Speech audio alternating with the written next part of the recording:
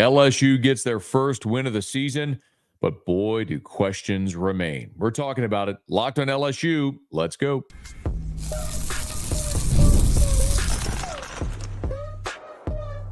You are Locked On LSU, your daily podcast on the LSU Tigers. Part of the Locked On Podcast Network, your team every day. Okay, let's get it. It is Locked on LSU, your team every day. I'm your host, Matt Moscona. Glad to have you aboard with us here. We are free, available wherever you get great podcasts. So thanks for making us your first listen. And if you're watching on YouTube, we appreciate that as well. Please subscribe. LSU beats Nicholls 44-21 in Tiger Stadium, kicking off the 100th year of Tiger Stadium in grand fashion. But the way this one played out left a lot of purple and gold faithful leaving Tiger Stadium or wherever you might have been watching, still searching for answers about this team. We're going to go through it. There were some serious injury concerns. Some freshmen stood out, and College game days headed to Columbia, South Carolina next week for LSU and the Gamecocks. We'll talk about all that here on this bonus coverage of Locked on LSU. I want to start with a big picture perspective so you know where I'm coming from, which will lead to everything else we talk about here over this episode. I was asked after the game, so do you feel better or worse about this team? And my answer, quite frankly, is neither. I feel the exact same. Let me be very clear. If you're an LSU fan who was disconcerted, almost like disconcerting signals, when it was 16-14 with under 5 minutes to play in the second quarter, I understand if you're upset about that. You're an LSU fan who watched Colin Guggenheim rumble 67 yards on the second play of the second half to pull Nicholls within 23-21, and you're disappointed with this team. I don't blame you. I don't blame you. I understand those frustrations, the cause for concern. I'm just telling you where I am.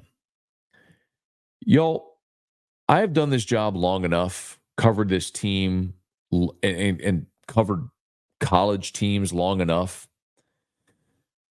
to where maybe I have just seen so much and had to react with a level head in mind to know when to react, overreact, underreact, not to react, all that stuff.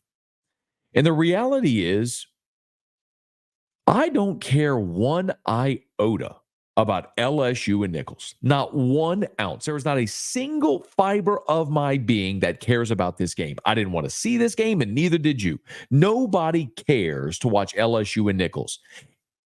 And neither do the players that played in that game. That's not an excuse. I get it. You're going to say, well, they're on scholarship. They make NIL money. You got to be ready to play. I get it. I get it. Human nature is also a real thing. It's a real thing. For as long as blood is flowed through our veins, there are real human emotions involved in everything. And the bottom line is LSU spent all offseason gearing up for LSU, USC in Vegas. It's all we talked about. Tigers, Trojans, 03, the 20 years in the making, all that stuff. And you go to Las Vegas, you play a really clean game. It's hard fought, and you lose a close game. It's a bummer. It's a bummer, but it happened. You had it was there for you to win, and you didn't make the plays. And so then you got to hop on a plane. You get back to Baton Rouge at 5 a.m. on Monday, and you got to get right back at it. And in 6 days turnaround, you're back in Tiger Stadium, and you're playing an FCS opponent where you're favored by 50 points, and nobody cares. It's a dreary, rainy week. It's a rainy day. And I know what you're saying, Matt. Those are excuses. They're all excuses.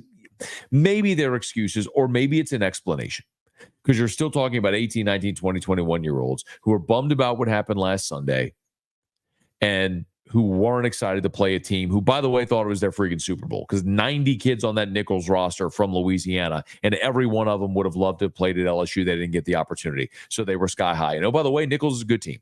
Nicholls won their conference a year ago. They're favored to win it this year. They got 12 first-team preseason all-conference members. You played a good team. You played a good team that was sky high. You were flat as a pancake, and they executed their game plan really well for 3 quarters and made it a game. Hats off to Nicholls for doing that. For LSU, I just don't care. There's nothing I was going to learn about this LSU team. If LSU had lined it up and run it 50 times for 400 yards, I wouldn't have learned anything about it. Playing it out the way they did, close game for a half, 2.5 quarters, and then you pulled away, didn't learn anything about this team either. It affirmed what I knew. Garrett Nussmeier's a good player. LSU's got really good skill guys at receiver. Probably got some questions on the offensive line and at the running back spots. But I don't know that I learned anything new about this team in this game. I'll tell you some things that stood out to me from this game. First and foremost, the biggest concern right now for me is not what happened in the game. As far as, Colin Guggenheim, who I got to watch in high school when he was at John Curtis. He was a fantastic running back in high school and did a wonderful job. Guggenheim ran 25 times for 145, averaged 5.8 per carry, had the 67-yarder to start the second half. It's not that. It's not the fact that LSU ran 21 times for 64 yards, an average, 3.3 yards per carry. It's not that. None of that to me matters. What I'm thinking about is in a big picture sense, how does LSU get to where we all want them to be? And the biggest concern for me is the injuries. Garrett Dellinger didn't play in this game. You started Tyree Adams. In the second quarter, Tyree Adams was pulled for Paul Mabenga because LSU's offensive line wasn't doing a great job. So they decided to go get Paul Mabenga some reps. In the second half, we saw Tyree Adams go back in the ballgame. So you rotated some young guys there. But during the game, Kyron Lacey was limping, went back in. We saw him make a hurdling touchdown reception into the end zone where he stayed down, went off to the sideline, did ultimately come back into the game. Kyron Lacey had a magnificent game, had 3 touchdown receptions in this ball game. How good was he? I mean, he is proving to be every bit a superstar. 5 catches, 65 yards, 3 touchdowns. 3 touchdowns on his 5 catches. He was incredible. But Kyron Lacey got dinged up. Jordan Allen, your starting safety, left due to injury as well. This team, especially defensively, is not deep enough to be able to withstand injuries. And now when you look at John Emery's injury last week, missing Garrett Dellinger in this game, you haven't had Chris Hilton for 2 weeks, Lacey, Guillory, Allen, all injured in this game. The injuries are a problem. If you were listening to our preview episode, I said my one biggest thing I wanted to see was LSU get a lead, get the starters out of there, and stay healthy. They didn't do that. They eventually got the lead, but I'm watching Will Campbell and the rest of the first-team offensive line, Garrett Nussmeier out there in the fourth quarter of this ball game. We didn't see Ricky Collins until, it looked like Collins was coming in at the 7:21 mark. Nuss went back out there. It wasn't until the final drive, that we got to see Ricky Collins replace Garrett Nussmeier. I'm looking at LSU's starting quarterback, starting offensive line out there against an FCS opponent when you're up by 3 touchdowns. You're up 23 points, and you got your starters out there still in the fourth quarter against an FCS school. I understand you could say, well, you're trying to prove a point. They haven't earned the right to come out of the game. Baloney. That's foolhardy and stupid. Why is Will Campbell out there in a 3-touchdown game with 7 minutes to go in the fourth quarter? That was my big takeaway, was the fact that you didn't stay healthy in this ball game, and you were putting guys unnecessarily at risk. A couple other things. Bo Bordelon, they used him as a they changed his jersey number. He's a 67. He's an offensive lineman. They put him in 89. He put him as a glorified blocking tight end. Would have loved to have seen that last week on that 3rd and 1 where they handed the ball to John Emery, and Kamorian Pimpton didn't pick up the backside rushing end and knocked John Emery for a loss. Aaron Burrell, the place kicker, was injured, did not kick in this game. So Nathan Dibert kicked. Remember, Dibert was your kickoff guy a year ago. Tore his ACL against Texas A&M, has gotten back. He was kicking again in fall camp, but Burrell was the starter last week against USC, but Dibert was back out there and looked pretty good. So we hope you got some little more depth there as well. There was a lot to like in this game. I loved the passing offense. Garrett Nussmeier, 27 of 37 for 302 and 6 touchdowns. He was fantastic in this ball game. Kind of got dead-legged a little bit. Looked like a cramp. Might have been just a dead leg. And came out. Ricky Collins came in that spot. It was first down at the last drive of the first half. First down from the 38-yard line. Tigers are trying to get points before half. Collins goes in there. There's a 12-yard out to Xavion Thomas. Beautiful ball. I mean, of course, that drive ended with Damian Ramos missing a field goal, unfortunately. But There was a lot to like. I thought PJ Woodland was really good in this ball game. I had a TFL on Nicholls' first possession. In the second half, PJ Woodland had a forced fumble as well on a completed catch. Beautiful heads-up play. Handsy got in there, knocked the ball loose. We got to see Trey'Dez Green score his first touchdown. How about Juwan Johnson? Juwan Johnson, who we talked about, record-setting quarterback in the state of Louisiana, has been playing defensive back throughout fall camp. After John Emery's injury, they moved him to running back. Brian Kelly said they were going to use him, and he wasn't lying. 3 targets, caught all 3 of them. Did Juwan Johnson for 16 yards, including the first touchdown of his career. So 2 freshmen, Trey'Dez Green, Juwan Johnson, come up with the first touchdowns of their LSU career in big moments. That was awesome to see. Absolutely, I could hammer on the 2 long drives defensively that LSU gave up in the first half. And this was concerning. Yeah, of course it was. After a 4-play drive, and which netted a safety to start the game for LSU, so it went up 2-0. Nicholls went 13 plays, 84 yards, ate up 7:17 off the clock. Then 13 plays, 75 yards, ate up 7:59 off the clock. I mean, they went to the half with 17 minutes of possession. I mean, it was insane to look at, but they did a magnificent job of playing ball control, of running effectively, and that's what they do. I could flip it around and say, should we be concerned about LSU's defensive front? Yes, especially if you don't have Jacoby and Guillory, but we were already concerned about LSU's defensive front. There's a lot of bad to highlight. The opening kickoff of the game, Xavier Thomas took it from 8 yards deep in the end zone. It was foolish. Now, he made up for it after the safety with a 51-yard return. I would tell you one big positive is through 2 games, you have a return game again, which is great to see. Will Campbell had a false start. There was a disconcerting signal penalty again. You allowed Nicholls to convert on a 4th down. You allowed Nicholls to score on a double pass. You missed a field goal at the end of the half. Yes, there was a lot of bad, a lot of ugly. You allowed a 67-yard touchdown run on the second play of the second half. You had a pass interference on J.K. Johnson in the second half. There's a lot in this game that wasn't great. I'm just not going to react to it because I just don't think it matters. Yes, you want to win and every game matters. Look at Notre Dame. Notre Dame lost to Northern Illinois. A week after beating Texas A&M on the road, they went home and laid down and got beat. Alabama at home, if you weren't watching that game in the 4th quarter, South Florida was down 8 points. It was 21-13, and South Florida had the ball inside the Alabama 5-yard line with a chance to score and tie. They elected to kick a field goal instead, and then boom, Alabama opened the floodgates late. But the point is, letdowns are normal. They happen everywhere, all the time, every weekend in college football. You're still talking about 18, 19, 20-year-olds. And you could give me every line you want about how they're on scholarship or they make NIL money or they got to grow up or what Brian Kelly makes. And all that's fine. All that's fine. It's an impossible standard.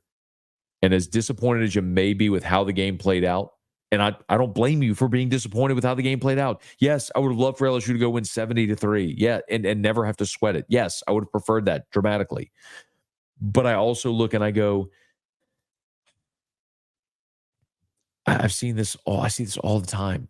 And if LSU goes to Columbia, South Carolina next week, after South Carolina just went on the road at Kentucky and put it on the Wildcats. If LSU goes and blows out South Carolina or wins handily against South Carolina, the conversation we're having next week is dramatically different. So I'm willing to be patient and see how this all plays out. There were great things in this game. There were Kyron Lacey's 3 touchdowns, Garrett Nussmeier's 6 touchdown passes. The passing offense continues to be really good. Mason Taylor had another good game. There's Juwan Johnson, Trey'Dez Green, as you mentioned, 2 freshmen scoring. You got some rotation on your offensive front. Whit Weeks continues to be a standout and probably your best defensive player. You got Deshaun Spears and Kylan Jackson at safety, a lot of playing time in this game. There was a lot like Zy Alexander was playing corner in the 4th quarter of this ball game. Brian Kelly said it. They're trying to ramp Zy Alexander back up, special teams, cornerback as well. And by the time this month ends, maybe you're looking at a situation where Zy Alexander is back playing corner again and Stamps, Zy Alexander, Woodland are your top 3 corners, and you feel good about where you are there. Again, it's a long season. It's a process, and there's going to be a lot of progress made. I'm just not going to overreact to what we saw on Saturday night, because if LSU goes on Saturday and beats South Carolina, goes to 1-0 in the SEC and does so convincingly, the tone and tenor of this conversation changes dramatically. Speaking of that South Carolina game, got some interesting news. I want to talk about that here in just a quick second. It's Locked on LSU, your team every day. Recording this podcast at 1:07 a.m. I could use a 5-hour energy. I've told you for a while now, 5-hour energy, great partners of ours here on Locked on LSU. If you're tired after watching a day of game, you're tired, lunch during your work week, maybe you want a little jolt before your workout, or you want to just get in the zone. 5-hour energy gives you that alert feeling that you need to get in the zone. I've told you my personal experience. For years, I've used 5-hour energy. I do a 3-hour daily radio show. If you sit at my desk and you look in the right bottom drawer of my desk, I always keep 5-hour energy in there. And I would always take one. I'm on air at 3 o'clock Central, 2:55 abouts. I'd pop a 5-hour energy. And by the time the mic opened at 3:02, I had a great alert feeling that carried me through the show. I also like the fact that there's no sugar. I never get the crash. I don't get jitters that you hear about sometimes with other energy drinks. I get a very focused, alert feeling with 5-hour energy, and you can as well. So check it out. Get some 5-hour energy product and find out for yourself how you can maximize your effectiveness and efficiency. Go to 5hourenergy.com. That's the number 5, 5hourenergy.com. Get some 5-hour energy product today. Use the promo code LOCKEDONCFB. That's LOCKEDONCFB to receive 20% off your order. This order is only valid until September the 30th on one order and cannot be used with other promotions. The code is not good on subscription orders. Go to 5hourenergy.com today. And also brought to you by Ibotta. We all shop. We all spend money. It's just a part of life, right? And Ibotta, though, is a free app that lets you get cash back on the stuff that you buy. If it's anything from groceries or tailgate items or that new Tiger hat, whatever it may be, Ibotta helps you stock up and save money when you do that. So it's a free app. Lets you earn cash back every time you shop. You can earn hundreds and on hundreds of items, from groceries and beauty supplies, toys, tailgating items. So make sure you're beating inflation no matter what you're purchasing. The average Ibotta user earns $256 a year for doing nothing other than using Ibotta when they shop. It's this easy. So right now, Ibotta is offering our listeners $5 just for trying Ibotta and using the code LOCKEDONMLB when you register. So go to the App Store or the Google Play Store. It's a free download. Start earning cash back and use the code LOCKEDONMLB. I'm not sure why this says Locked on MLB. It's probably Locked on CFB is probably what I would suggest you use. You get Locked on CFB. If that doesn't work, then use the MLB. You try Locked on CFB. That's IBOTTA in the Google Play or App Store, and use the code Locked on CFB for Ibotta. Well, LSU beats Nicholls to move to 1-1 on the season. Tigers will have a full week to hopefully get healthy and get ready for their first SEC game of the season. Tigers will be in Columbia, South Carolina, 11 a.m. Central, and they'll have a pretty healthy lead-in as College Game Day announced on Saturday night that they're heading to Columbia, South Carolina for the first time ever. And you might be saying, but why? And I don't blame you. South Carolina looked awful against Old Dominion a week ago. On Saturday, though, at Kentucky, South Carolina was quite impressive. It was a wire-to-wire win for the Gamecocks. The offense there at South Carolina continues to struggle, but that is certainly an impressive win to go on the road and win in conference at any point. Really, I think the crux of this is when you look at the slate in college football for next week, there isn't a great game. There isn't a marquee ranked-on-ranked game in week 3. So maybe it makes a lot of sense for College Game Day to do something for the first time and go to Columbia, South Carolina. It'll be a lot of build-up. It'll add a lot of attention and spotlight to this game for LSU and South Carolina. And if you're an LSU fan going to it, I can tell you, I haven't been to Columbia, South Carolina. It's a pretty cool road trip. Stadium is always packed, no matter if that team is undefeated or winless. They love their team. They support them no matter what. And by and large, they're friendly fans. So if you're going to Columbia, South Carolina, enjoy the trip, and hopefully the Tigers get a win against the Gamecocks and move to 1-1 in conference play. This much is true. We'll talk plenty about South Carolina as we get closer. That offense for South Carolina is not very good. Lenore Sellers has really struggled through a couple of games. Robbie Ashford is in Columbia, South Carolina as well with the Gamecocks, former Auburn quarterback. But the defensive front over there at USC is pretty impressive. And that could create problems for LSU, which has struggled to get the running game going. But LSU's pass protection has been immaculate. In 2 games, Garrett Nussmeier hasn't really been touched. So maybe that's something that will be a positive for LSU in this matchup in particular. But we got a full week to talk about LSU and the Gamecocks. But College Game Day will be there on hand in Columbia, South Carolina on Saturday. Okay, that'll do it for us here on this edition of Locked on LSU, your team every day. Thanks for making us your first listen. Hey, on Monday's episode, this is sort of just a big picture overview, shooting from the hips, looking at my notepad. I'll take the day Sunday and dig deeper into this game, and I'll give you a full-on episode on Monday. We'll recap what Brian Kelly said in his post game and start to look ahead as well. So please be back here for that. If you're new, please subscribe on your favorite podcast app. Rate us, leave a review. If you're on YouTube, smash that like button, subscribe to the channel, and hit the bell so you're notified whenever we post a new video. And let a friend know if they love the Tigers. We got you here every single day for Locked on LSU, your team every day.